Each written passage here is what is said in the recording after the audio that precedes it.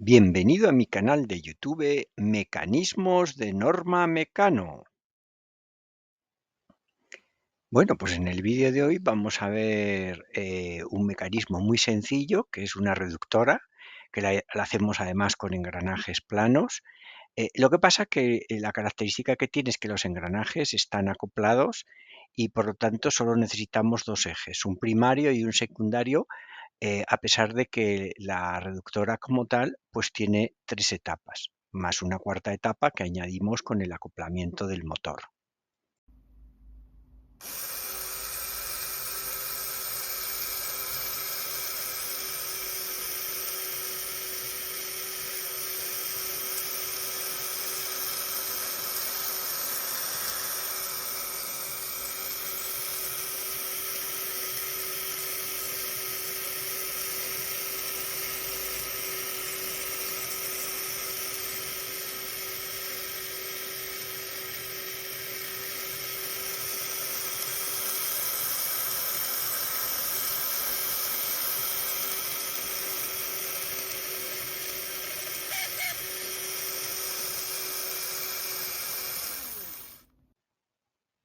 Bueno, y ya habréis visto en el vídeo anterior que la característica más significativa es que lo que hemos hecho ha sido acoplar un engranaje en este caso me parece que son 57 dientes, un engranaje muy estándar, con un piñón de 19 dientes, también un piñón muy estándar, y los hemos acoplado mediante esos tornillos pasantes por el engranaje que con unos collarines, pues luego van al cubo del piñón y con unos tornillos que no llegan, digamos, o sea, que tienen una tuerca para poder hacer contratuerca contra la tuerca del cubo, pues de alguna manera eso permite que el conjunto de esos dos, del engranaje más el piñón, pues pueda girar loco sobre el eje, ¿vale?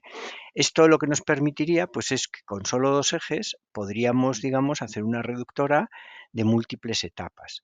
Y bueno, pues de alguna manera nos permite hacer un mecanismo más compacto que si, digamos, cada piñón y cada engranaje los vamos acoplando por un eje diferente, porque entonces necesitaríamos tantos números de ejes como etapas. En este caso, lo que hacemos es reducir el número de ejes y hacer el mecanismo más compacto. Bueno, y fijaros que en este tipo de mecanismos, digamos, el número de conjuntos, engranaje, piñón que están acoplados ha de ser par, ¿vale? No vale con que sea impar, sino que tiene que ser par.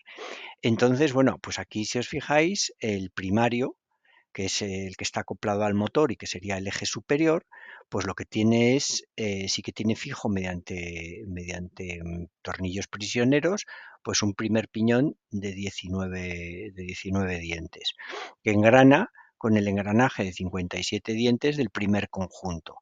Este conjunto gira loco sobre el segundo eje, el secundario, el que está abajo, y de alguna manera, a través del piñón de 19 dientes que está acoplado al engranaje, pues transmite a la siguiente etapa la potencia.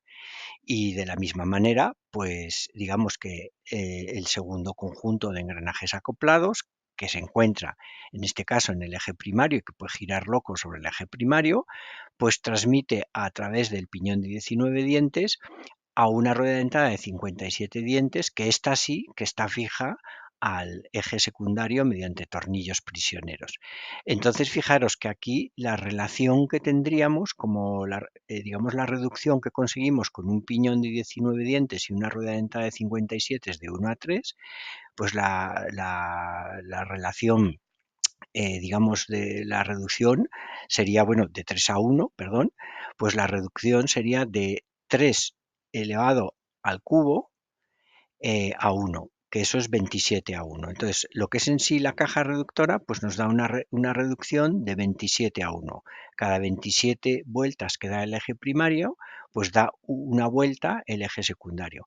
Como realmente el motor le hemos acoplado con otra etapa reductora, que también, digamos que la relación es de 1 o de 3 a 1, digamos que al final la reducción total que tenemos es 3 elevado a la cuarta, que es de 1, o sea, de 81 a 1. Es decir, tenemos que dar 81 vueltas del motor para que realmente el eje secundario dé una vuelta completa. Fijaros que conseguimos una reductora pues con una relación bastante grande usando exclusivamente pues engranajes planos y usando exclusivamente dos ejes. Como he dicho, aquí la clave es cómo acoplamos cada engranaje de 57 dientes con el piñón de 19 dientes, de tal forma que puedan girar locos sobre los ejes, digamos, primario y secundario. Y, digamos, una característica es que aunque puedan girar locos, no deben de poderse desplazar a izquierda y a derecha, y para eso lo que hemos hecho ha sido insertar un collarín entre lo que es el engranaje de 57 dientes y el piñón de 19 dientes, que este sí que con un tornillo prisionero va fijo al eje, va acoplado al eje.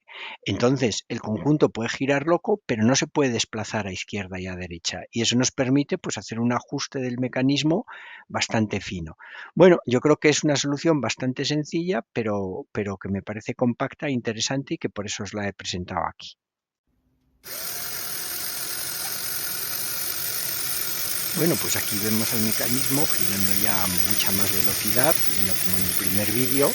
Y bueno, pues deciros que el rendimiento del mecanismo es bastante bueno, al menos en vacío. Bueno, yo creo que también cuando le transmitimos un poco a carga, porque bueno, pues si está bien ajustado, pues las pérdidas que se tienen en el mecanismo son pequeñas. En teoría, este mecanismo es reversible, o debería de ser reversible. Sin embargo, en la práctica me temo que no lo es. Y aunque no os puedo decir exactamente la razón, pero yo creo que es un poco debido a las tensiones que producen estos conjuntos de piñón y engranaje en los ejes en los que ruedan locos. Bueno, pues ya vamos con el despiece del mecanismo y bueno, fijaros que arriba a la izquierda pues he dejado lo que es la caja reductora propiamente dicha. Y luego nada, lo que vemos a continuación pues son los complementos que he utilizado pues para hacer funcionar esta caja reductora. He utilizado el típico motor Mecano de 6 velocidades para poder probarlo pues digamos que con el primario o girando a una velocidad angular más grande, más pequeña, mediana, etcétera, etcétera. Y luego nada, pues una pequeña plaqueta pues para soportar el motor, que además el ajuste pues es muy correcto, ¿no? El poder ajustar el motor al eje primario, que lo he hecho además mediante un engranaje de 57 dientes en el primario y un piñón de 19 dientes en el motor, de forma que conseguía una etapa reductora más adicional. Y luego nada, pues esas vigas en L, pues para unir los dos bastidores y una pequeña rueda que hemos metido en el eje secundario, pues para poder agarrar el eje secundario y hacer un poco de fuerza sobre el eje secundario. Los tornillos que veis y poco más. Bueno, y aquí lo que podéis ver, pues realmente pues es el despiece de la caja reductora. Digamos que a la izquierda del todo, pues estaría lo que es el eje primario con los componentes que tiene el eje primario. He dejado ese conjunto, digamos, de piñón, engranaje acoplados, lo he dejado sin desarmar en ambos ejes para que luego lo podamos ver. Fijaros que el primario pues lleva el piñón de 19 que va, ese sí que va acoplado con tornillos prisioneros al eje y el secundario pues lleva el engranaje de 57 dientes que también va acoplado al engranaje. Bueno, pues algunas arandelas, fijaros que los collarines que se ven arriba a la izquierda, encima de cada eje, son los que inserto en lo que es la mitad del conjunto de piñón engranaje acoplados, junto con unas arandelas, pues para rellenar ese hueco y poder hacer que ese conjunto no tenga desplazamientos laterales. Luego, bueno, pues he estado vago para hacer el chasis, por así decirlo, de la caja reductora y he utilizado pues plaquetas de 5x5, dos plaquetas y una plaqueta de 11x5. Fijaros que apenas son 6 tornillos los necesarios para ensamblarlo y bueno, pues eso es básicamente la reductora. Bueno, y aquí el detalle de cómo he acoplado cada engranaje con cada piñón. Y fijaros, bueno, pues que hay unos tornillos pasantes por el engranaje, que estos engranajes de 57 dientes pues tienen los 8 agujeros correspondientes.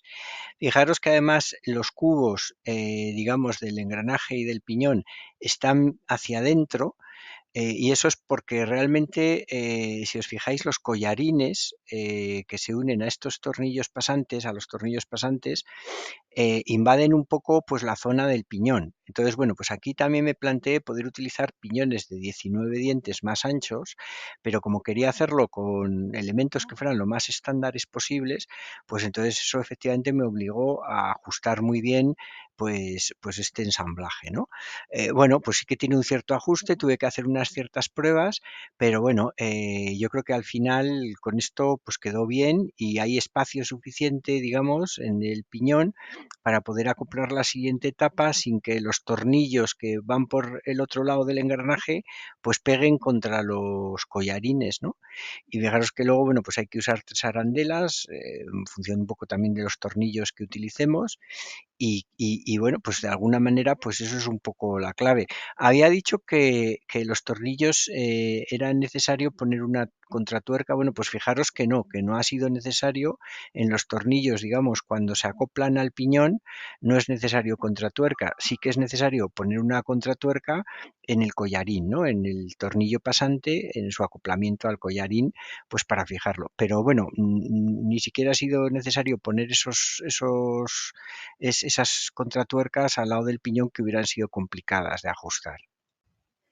Bueno, y ya por último aquí pues os muestro las piezas o los elementos, digamos, que tiene pues cada uno de los conjuntos piñón engranaje. Fijaros que son 4 tornillos, 6 arandelas, los 2 collarines, y luego 2 tuercas pues para, digamos, ajustar el tornillo al engranaje y luego pues para ajustar el collarín al engranaje. Y nada, pues eso es todo. Digamos que un poco este es el despiece de este sencillo vídeo que hemos presentado en esta ocasión. Bueno, y por último, pues daros como siempre las gracias a los que habéis visto el vídeo, veis con frecuencia mis vídeos o seguís un poco mi canal. Bueno, como siempre deciros que si os ha gustado el vídeo, pues darle like, si os interesa el contenido que publico, pues suscribiros y bueno, seguiré publicando pues contenido en esta línea. Ya veis que bueno, pues vamos por la séptima serie de mecanismos, ¿no? Y bueno, pues cada vez pues vamos incorporando más elementos dentro de lo que es el ecosistema Mecano. Bueno, pues nada, muchas gracias a todos, un abrazo muy fuerte, a seguir bien y con mucha salud.